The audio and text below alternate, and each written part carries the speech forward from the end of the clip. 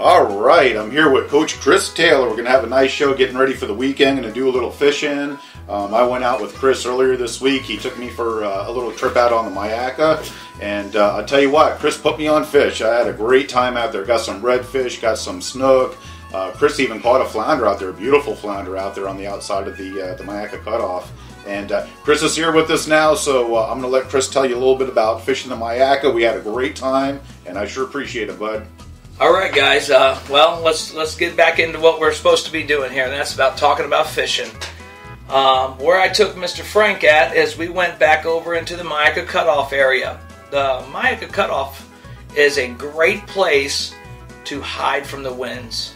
If you have a boat that will go shallow, and you got a trolling motor or a push pole on it, you can get back into these areas. I mean, just know where you're going when you get back in there. Don't go crazy running wide open if you don't know how to run to the cutoff, because it does have trails, but it's definitely loaded with fish. I mean, it's just from one end to the other. I don't think there's one bank that favors another. You just get on your trolling motor, get on your push pole, drift the current, whatever you're going to do, and get throwing your favorite baits out there. Well, you know, we've talked about my favorite baits before, so. Well, I'll tell you what, they worked out. When we got out there, well, we actually went into the Peace River side of the cut, the inlet there, and I'm sorry, we started in the north end. We came in from the Myakka on the north end on the Myakka, and just worked our way over to the Peace River side where the inlet is. And I was using an electric chicken color on a bait, and I wasn't getting anything. And Chris had an electric chicken jerk bait that was a Strike King, and he was kicking ass. I mean, so he's like, you know what, Frank, you really need to switch bait. So I did, and first cast, what I catch? Big red. Nice red. That's right. So, you know, he was right, and it was just hot. This was Monday. Now, he went out again this week a couple of times and had a couple of great days out there, huh? Oh, most definitely. I don't go out on the Peace River in the Myakka area without having a great day.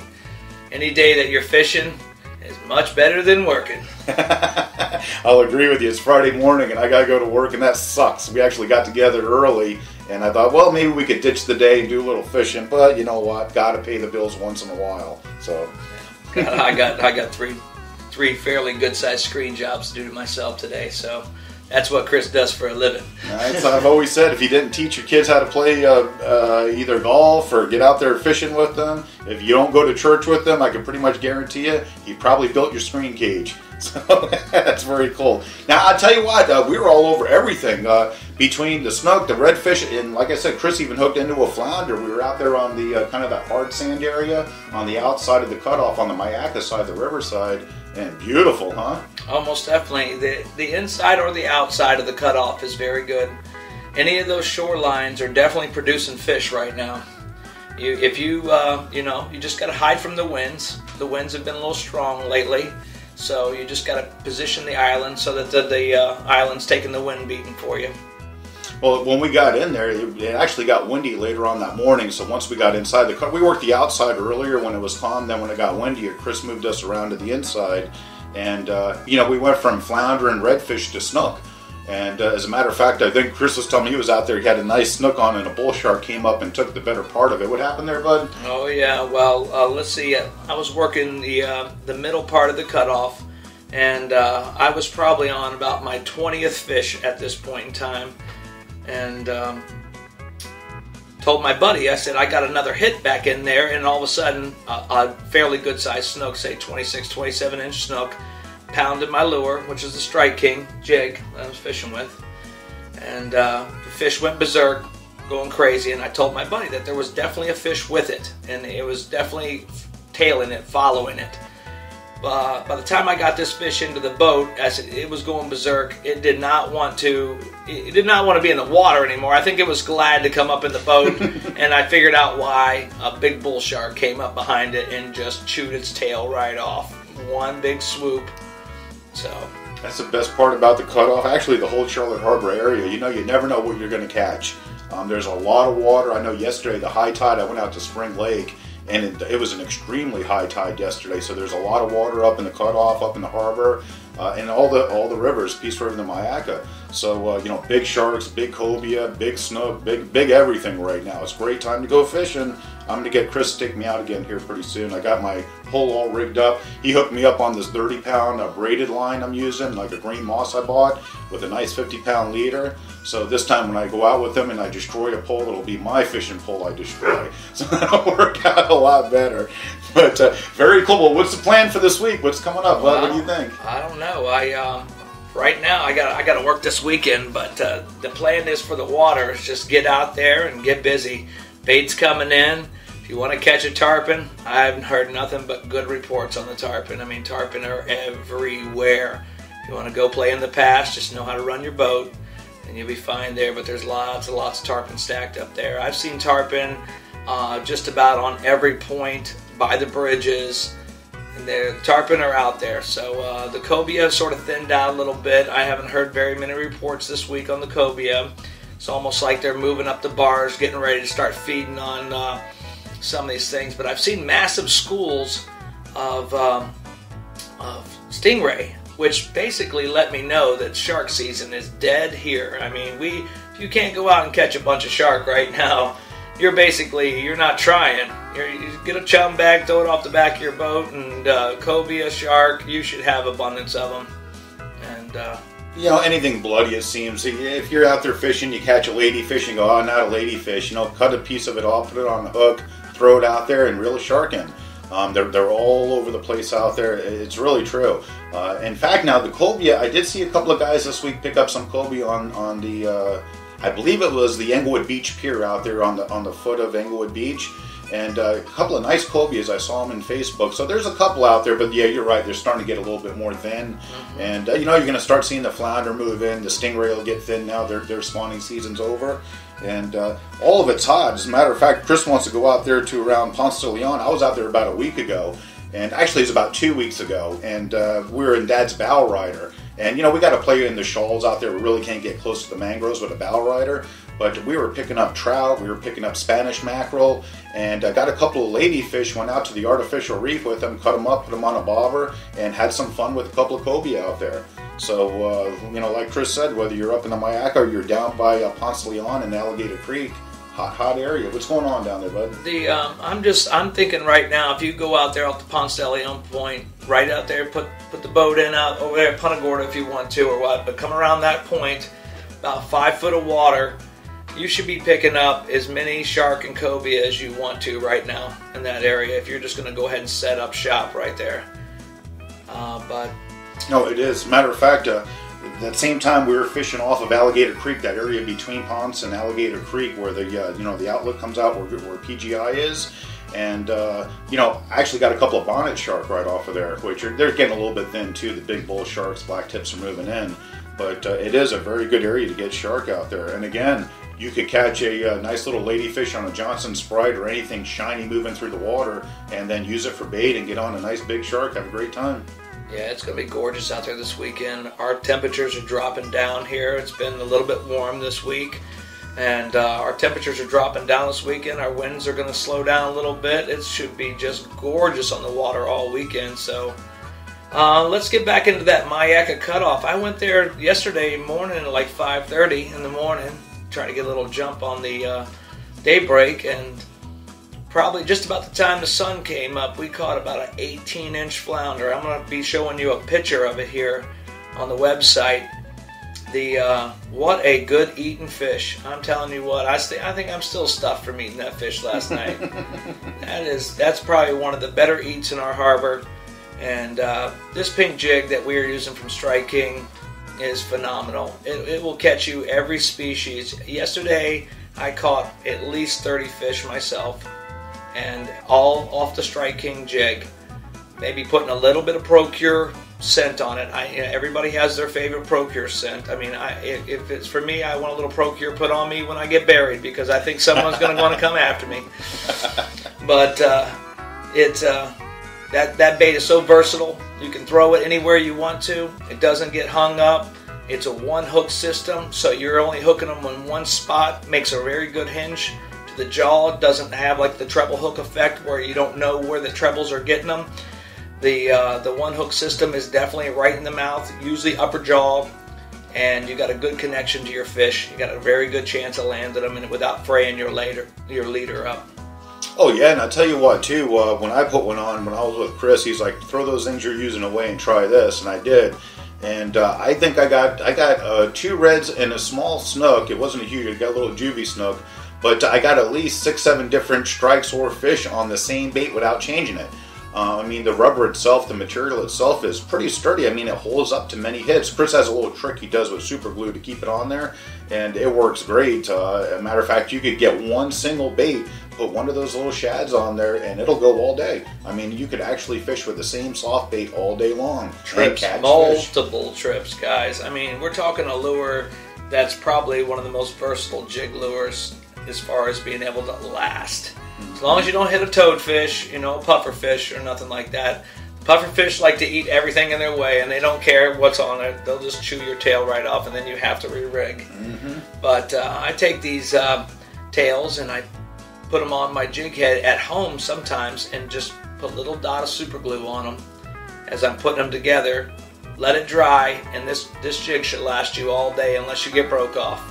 That's the only thing that could change it.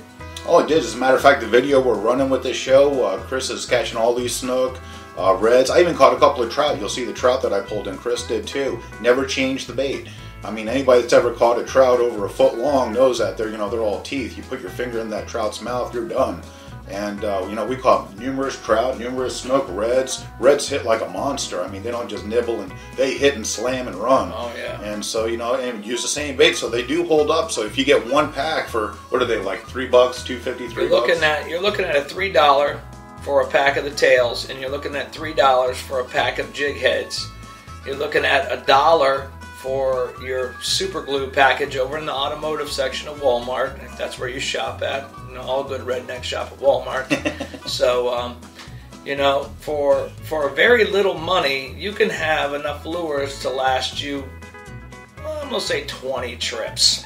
Easy. So, I mean, as opposed to going out and spending, $20 on a bucket of shrimp and coming back to the... I interviewed a couple guys at the dock yesterday, and there's some pretty disappointed guys out there with a lot of shrimp left in their buckets, and they're wondering why they just spent $50 on gas and bait, and they're coming in with nothing. And I'm coming in, I'm so tired from catching fish with this Strike King jig that I am basically going home before half my day's over because I'm just literally wore out from catching fish. Well, I'll tell you what, too, and this is the truth right now, in Southwest Florida, the Gulf Coast of Florida, is tarpon season. And right now there's some people with a whole lot of money running around all the bait stores buying up crabs, buying up the biggest shrimp they could buy, buying up the largest shiners they could buy. So by 7 in the morning, there's no bait out there that's worth buying. And it's actually getting to that point. I know a local crabber here that's selling crabs for about $3 per crab. Not a dozen, not about $3 per crab. Oh, I've seen it. Oh yeah, because the tarpon guys want those crabs for tarpon fishing, and they're in tournaments right now where entry fee is $25,000 to enter the tournament. So, for them to run up to the crabber, local crabbers and the bait shops and go, give me everything you got, here's a couple of $1,000, I don't want to know nothing. Good luck trying to find some local bait. So, these artificial baits do work well, Guys, if you got time on your hands, we're looking at a full moon situation. And in a full moon situation, you go up to the mangroves, and these crabs that these guys are using are coming out of the mangroves on the full moon only. And get your dip nets out there and dip net up some money. No, I'll tell you right now, I got about 4 or 5 guides right now. You could stop by their house and sell those crabs in a heartbeat. Just put a bubbler on them, keep something cool near them, go dipping some crabs. Well, let's go. If you want to go ahead and use them for your own pleasure, I mean, they'll catch some fish. There ain't nothing out there that won't eat a big old, a 3-inch blue crab. Absolutely. That is the ideal choice bait of just about everything in this harbor. Well, right now there's a guy on Spring Lake boat ramp right now, and as a matter of fact, he uses a smoked ham bone on a string. He throws it out there, he traps it, gets little crabs that grab it, he pulls them in, nets them, puts them in a box, sells them to fishermen right on the pier there. And so, guys are getting ready to go out in their boats, they're buying crabs from this guy, small crabs. I mean, these guys are maybe as wide as my hand. 3-inch. Yeah, about 3-4 inch crabs, and he's getting $3-4 each for them. Oh yeah. And so it is tough to get bait right now. And if you're using these electric chicken, these Strike King baits, they work as well. Now, granted, when Chris takes me out, we're fishing. He's got the trolling motor going. We're looking for fish. We're moving along the mangroves. So it's a little bit different than dropping a bait in and hoping for the best.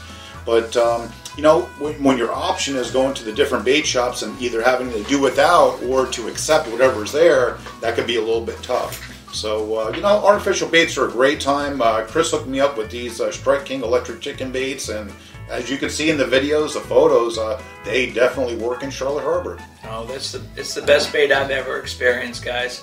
I mean, I have my favorites in that Daniel's Destroyer with that top water. That's an explosion that you won't forget, and it's definitely targeting big fish when you're fishing them Daniel's Destroyers. But when I go out to put meat on the table, or I go out just to have a numbers day where I'm catching lots of fish and just enjoying the day, put the headphones on and just put my head down and go fishing, it's a Strike King jig. You won't find nothing but a Strike King jig tied on my lures, on my poles, and I promise you, I'll come in with a good fish story. I promise you. And I'll tell you what, too, speaking of the top water and the Myakka cutoff, now, many a times while we were out there fishing, we see something break the top water in the middle of the cutoff while we were fishing the banks, turn around, grab the pole with the top water lure, and they were hitting top water out there in the middle of the day. So that's pretty unique. Usually, mornings, evenings, top water, really cloudy, rainy, but this was hot. It was the middle of the day, and we took a shot at it. Personally, I think they were tarpon. We didn't hook onto anything out there. They were going after them. I've seen some whiskered creatures out there. Oh, yeah, the damn catfish come up. Matter of fact, I caught a catfish on a damn top water bait. I couldn't believe it. I caught a channel cat on a top water bait. I mean, you got to have some luck somehow. Right. Even if it's old whiskers. What are you going to do? But we got a couple of nice jacks, too, so what the heck. But, there's always something out there. That's the whole point, whether you're inside the cutoff or fishing up and down the Myakka. Now, Chris was talking about the Westwall here the other day, talking about bait fish. You go up and down the Myakka. I didn't see any bait fish when we were out there at all. Not one school. But up and down the East Wall, looks like that they're running around. I would say, guys, that the bait has moved over to the East Wall this week, and that's where the fish are going to be. I mean, you follow those schools of bait and follow the birds. Let's get real. Get your binoculars out. Let's go looking for the birds. You find those birds diving on bait. And right now, this week, I've heard that they're down towards Burnt Store and Pirate Harbor in that area where the bait has found shack right now. And then it'll work its way around down to Pineland. And right there on the corner of Jug Creek, that's basically where our bait's going to hold house here for a while. Corners of, Cape Ace Point and Jug Creek usually always hold our bait. And where the bait's at, the fish are going to be real close by. Everybody likes a quick Wendy's to drive through, Fast food is always good. Well, I'll tell you what, that whole convergence area, you get around Cape Ace across the Pirate Harbor, Bokeelia, Pine Island. That's really where the blue water starts here in Charlotte Harbor. And right now with the big tarpon coming in, the bait fish like the blue water, it's clean, it's fresh, lots of oxygen, lots of food for them to eat. So, the big fish are looking for the bait fish are looking for their food supply. And, Cape Ace, that whole area in the center there is it's always been hot. Look at Turtle Bay, Bull Bay, all those little estuaries up there on the right side heading out. I mean, it's just a beautiful area to fish. Yeah, I'll tell you what, guys, just get yourself gassed up, get you some suntan lotion on, fill your coolers full of ice and waters, and get yourself out on the water this weekend. I think you're not going to regret it.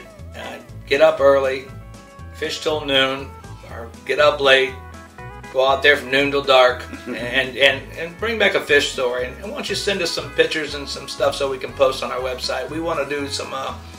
All right, that sounds good, and we're going to get out and do a little fishing. I've actually got to do a little work. Chris has got to go to work, and we're going to get together, I think, this evening or tomorrow, and see if we can get some tight lines going. Hey, folks, get out there and have a good time. We sure appreciate you tuning in. Hey, Chris, thank you, buddy. Thank you, guys. Always a great show. Coach Chris Taylor really had a great week out there with him. We did some fishing a couple of different days, a lot of snook, a lot of reds, got on flounder. Like he said, we even got on some catfish. But really had a great time top water. I love top water, so I was doing a lot of top water fishing too. And the electric chicken works great. Chris loves that electric chicken color. It works great all around Charlotte Harbor. And put a little Pro-Cure on there. I was using a blue crab. Chris likes that inshore mix. And working great. I mean, we were just all over fish all week long. Not much bait fish, like you said, we were talking about. Most of it was up along the west wall. You could see getting around, I believe that's Trout Creek and a couple of other areas up around the west wall. But all in all, just a beautiful week out there fishing. Cold front moved in overnight yesterday, and so it's nice and cool this morning, Saturday morning. I'm going to get out there, do a little top water fishing as the sun's coming up. So should be a beautiful weekend. So folks, get out there, do a little fishing, get some pictures, get some video. Send it to us, thefish@fishyfins.com, or send me a text with the picture. Take a picture and text it to me, 941-204-9100, and we'll give you credit for it, get it on the air, and we'll try to make you famous. So you see me coming at you with a camera, with a mic, looking for a fish story, just kick back, be cool, give me a story, and we'll get it on the air and make you famous. You guys have a fantastic weekend out there fishing.